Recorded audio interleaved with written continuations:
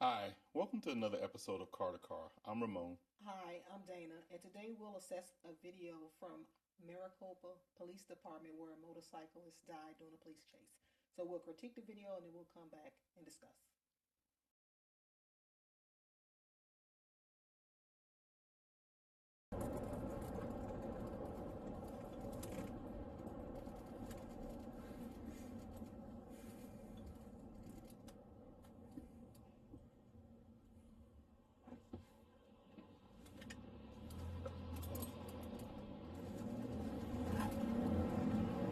I might have a motorcycle taking off on me. Southbound, trying to wait a half away. I haven't even lit him up. He's going 80.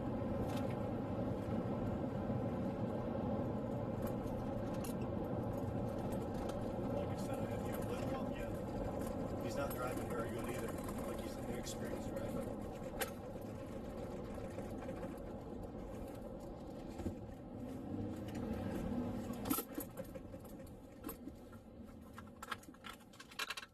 Shut your bike off.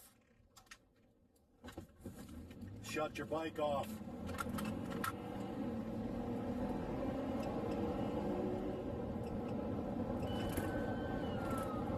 And now he's fleeing. Southbound over the overpass. He's a real bad driver. 90 miles an hour. And a red light. And almost got hit. Let Auction know he's headed their way. And he's crashed. He crashed out at right before Hathaway. Or excuse me, right before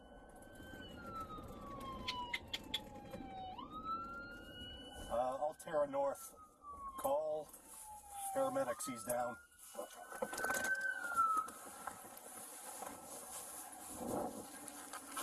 Hey. Can you, please stop there. I know he almost hit you. No, I just seen a wreck, bro. I know, and you're pulling out over there. You sit tight for me. Alright, you're good,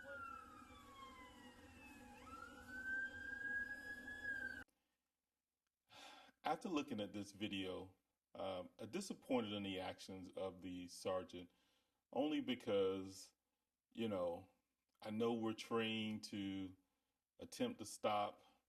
We want to stop different vehicles for traffic. We want to protect the lives of the person in the car or motorcycle or the public that they could be going towards. So disappointed only because, there was a couple of contradictions in what the sergeant said. He said that he made a contradictory statement when he said, hey, there was a motorcycle fleeing from him. And then he comes back and says that he didn't even light him up. So which is it? Is he fleeing from you? Did you not light him up? But in fact, when you said that you didn't light him up, you had your lights on. So I look at this. I mean, every holiday we have tons and tons of motorcycles or ATVs up and down the streets. And it's very disheartening. And it, honestly makes me mad. But situations like this happens unless we do something different. We may have to figure out how do we put a governor or something on it where they can only go so fast, but that's not going to happen, or some sort of system where we're able to stop these bikes. But,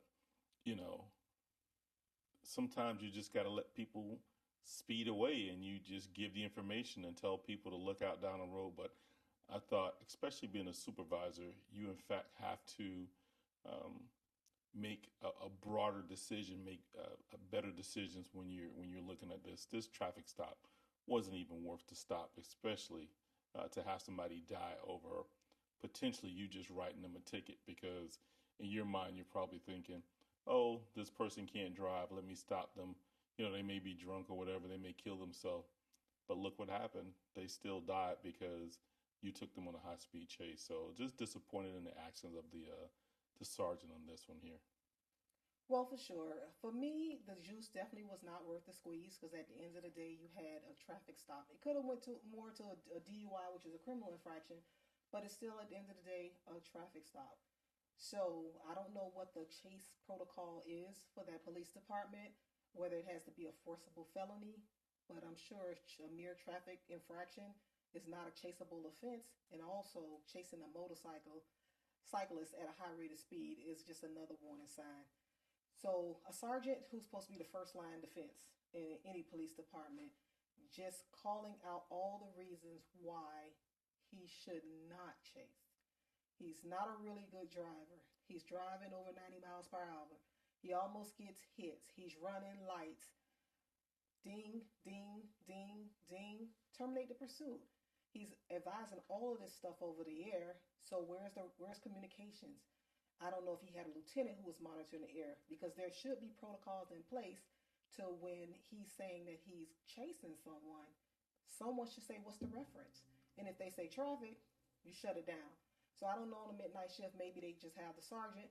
But if that's the case, then it takes the communications to be the responsible party to snap the sergeant back into to reality, to say, okay, this is a dangerous chase, shut it down. If you don't have anything, they run a tag, they say it's not stolen, just all the different protocols you go through, shut it down, because it's not worth the juice is not worth the squeeze. This is a very unfortunate and unnecessary death. So if they don't have communications playing a part in the chase protocols, then they should implement that for sure. I agree. And there's really nothing more that I can add to that other than, as supervisors, and both of us have been supervisors for, over a decade each. And so I know I have on occasion, I'm sure you have on occasion as well, have been presented with a set of facts, and you have to say, okay, let me put on just not my officer hat, let me put on my supervisor hat, and let me think about the broader picture of this. And that's why we get paid a little bit more. That's why we get trained a little bit different. We go to a lot of different classes just to understand that, these situations, we got to think through these situations on a higher level. And I think that this was a low-hanging fruit one, where it's like, it's just a motorcycle. He's flying away at a high rate of speed. This is not worth the chase. Let me advise down the road. I'm sure this has happened to you, because this has happened to me, where I at least try to stop them. And then when they take off, I just advise, hey, Miami, I have a motorcycle going at a high rate of speed.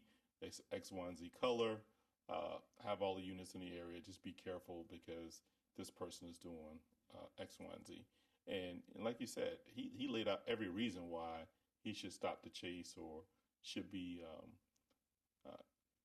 at least a little bit more careful with trying to potentially provoke this person.